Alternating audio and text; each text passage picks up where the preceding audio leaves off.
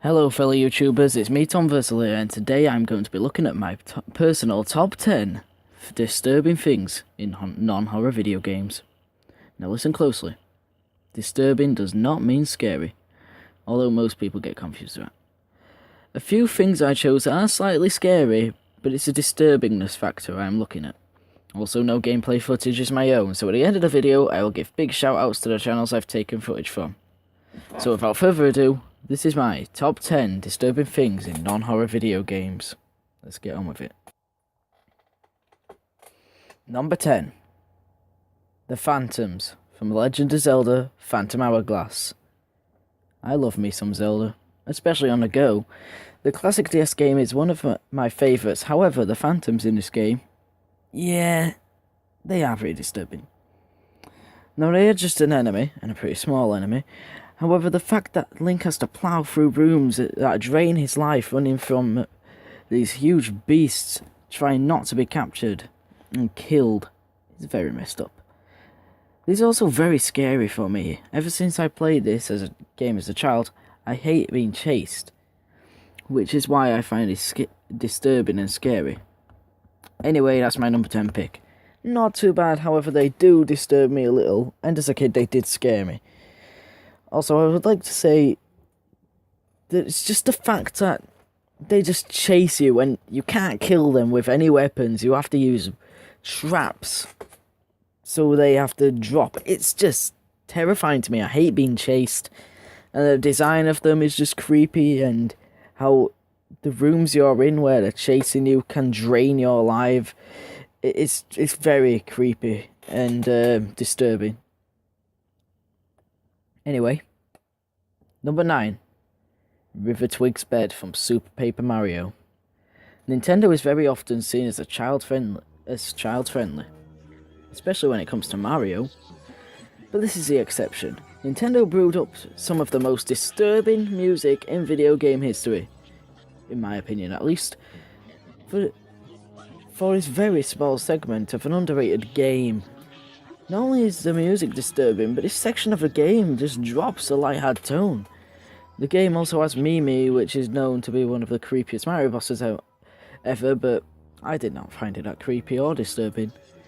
Anyway, just take a listen to this music. Yeah.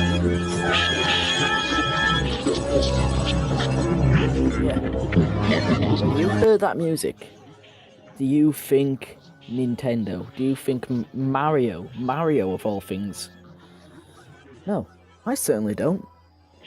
I think it's horrifying, it's creepy, and it's disturbing, and sounds unnatural. Anyway, River Twig's Bed. A very disturbing section to an underrated Mario game, which I do recommend the game. It's a good game. Number 8. God, you're not gonna know what this is. The Hydra from Shinobi 3. Has anyone even played Shinobi? Well, anyway, Shinobi 3 is one of my favourite Mega Drive, or Genesis if you're in the USA, games. Easily up there with Golden Axe and Kid Chameleon, and Streets of Rage for that matter. The third stage, though, is pretty disturbing, but it doesn't hold a candle to its boss. It's disturbing as hell. Horrifying, I have to say. Just look at how ugly and disturbing it is. It's made of flesh and guts, I think, and can survive toxic acid. It's very creepy and unsettling. Even though I'm into Doom 2016 or Doom 4, this just looks so unnatural, especially with the 16-bit graphics and the music, and it's just disgusting and disturbing. To me, it wasn't really a hard boss, but the look of it just really disturbs me. Anyway, that's Hydra. Disturbing and gross. Next up, number 7. The death animations from Super Mario 64. You probably didn't expect another Mario game on this list, let alone Mario 64. Mario 64 was Mario's jump to 3D, and it is awesome.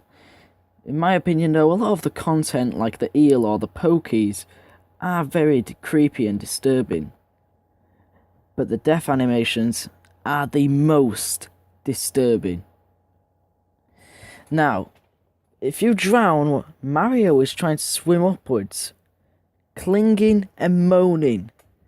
He clings onto his throat, truly drowning, as if it's a realistic approach. You do not see that in any other Mario game.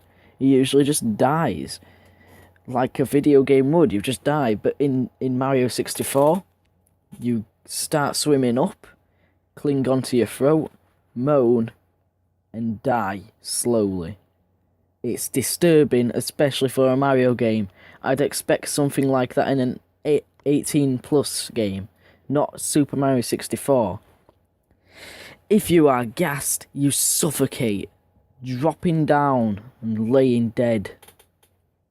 Not just dying like on any other Mario game. You actually breathe in the gas and suffocate. It's very unsettling. Not only that, once you run out of lives, you are greeted by a huge Mario head with slow music and a red hellish game over background. The death animations, pretty disturbing, but not the worst thing Nintendo's done. Number 6. By the Book from Grand Theft Auto 5. Okay, this is my list. Do not criticise me for putting Grand Theft Auto on this list. I understand how stupid it sounds. However, the mission By the Book is possibly one of the most disturbing missions in GTA ever. In fact, for me it is. I take that back, it is the most disturbing in my opinion. Ignore all the Michael sections, and because they are pretty standard stuff for Grand Theft Auto 5, but when you play as Trevor, you are forced into torturing an innocent person. You can waterboard them, electrocute them, smack them with a hammer, pull their teeth out. It's horrifying, and I played this mission the day of writing this script, and I was so shocked at how violent it actually is. When I was a kid, well, not a kid, but when I first did this mission, I didn't find it creepy at all. I thought it just further developed Trevor's character, which it does, but it's still disturbing as hell. You're just torturing this guy, and at the end, it turns out he hasn't got a family or anything. Well, he wants to see his family and all that, and all the work you've done in torturing him, it's worthless. Anyway, it's very disturbing, though most of you 10-year-old viewers probably haven't beaten this game yet. Anyway, By the Book, the mission from GTA 5, truly, incredibly disturbing. Let's move on. Number 5. Holy crap. It's Andros from Lilac Wars. And if you're in the US, or I don't know if any other places have it, but anyway, this game is known as Starfox 64, but in the UK and maybe Japan, they called it Lilac Wars for some reason. As a child, this boss was very scary and disturbing. Mostly scary, if I'm being honest, which is kind of contradictional from my earlier point, but today I find it more disturbing. But as a kid, it was more scary. And looking back, I honestly can see why. It's a floating monkey-looking head in the middle of nowhere. And if you keep killing it, if you keep shooting laser beams at it, eventually it just turns into a floating brain with eyes. And it doesn't even look cartoonish. It looks like a real brain with real eyes. Why is this on a Nintendo game? Again with Nintendo. And most of you kids think they're all babyish. Well, they've dominated this list, and this is no exception. Andros from Lilac Wars, or Star Fox 64, is one of the creepiest and most disturbing bosses I've ever seen, especially from Nintendo. Anyway. Number 4. Gygus from Earthbound. Wow, you knew this was coming, especially if you're into this topic. Earthbound is an incredible RPG game for the Super Nintendo. And again, Nintendo. Jesus Christ. The final boss of the game is very disturbing. Like, so disturbing. And I know Nintendo is Japanese, but they must have been smoking something to think of this. Actually, the reason the developer made Gygus look like that It's because of a traumatizing experience as a child where he thought he saw a rape scene in the theatre. Wow. So Nintendo is the baby company. This boss also has possibly the most disturbing music from a SNES game, or any game for that matter. Gygus is a very predictable spot for me to put on this list. But, you know, I don't care. It's worthy of its spot. And it is very creepy, especially since you realise it looks like a fetus. It's very disturbing, and the backstory behind Gygus is just disturbing. And but overall, Earthbound's a great game, and Gygus is an awesome boss. It's just the music, terrifying, the visuals, unsettling, the story, disturbing. Anyway, let's move on. And again with Nintendo, the well from Ocarina of Time. Wow, by now you've probably noticed that I love Nintendo, but they do produce some really disturbing stuff.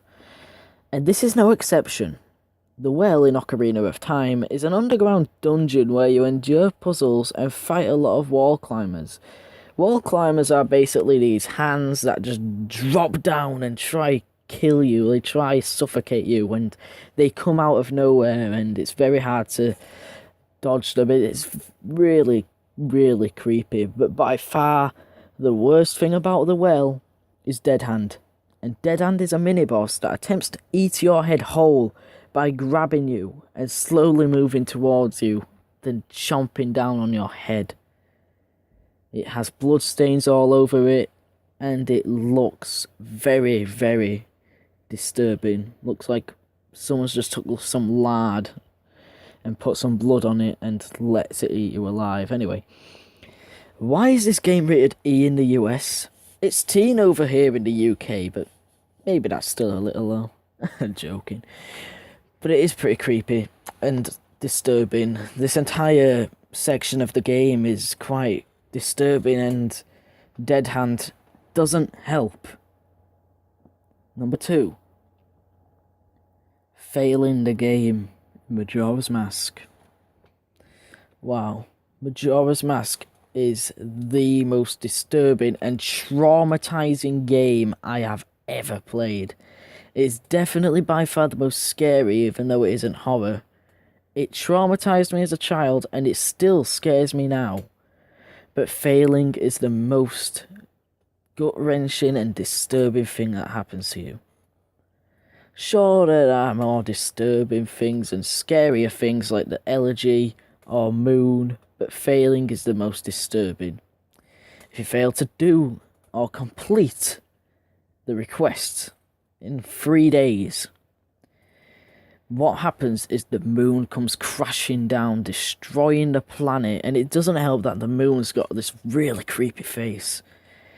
Then the game goes black, with an evil laugh, and the text, "You've met with a terrible fate, haven't you?"